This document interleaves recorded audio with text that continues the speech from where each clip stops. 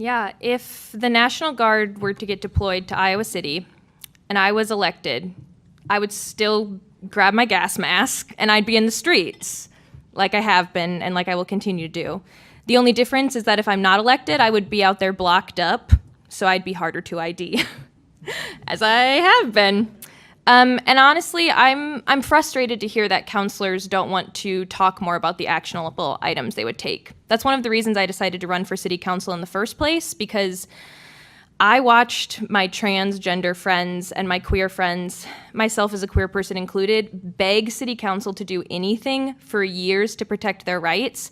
And it wasn't until those actual transgender community members took their own time and made and wrote a resolution on their own that city council voted on it.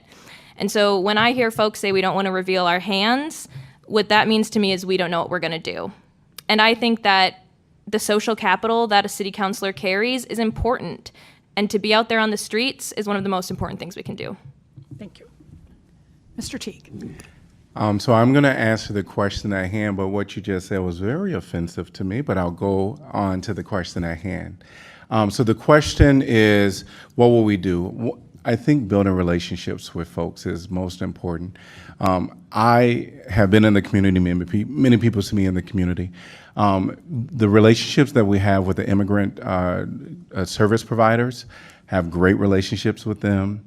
And that is what I really think is most important. People want to see their elected officials right there side by side with them and giving them in the moment what they're going to do and be present.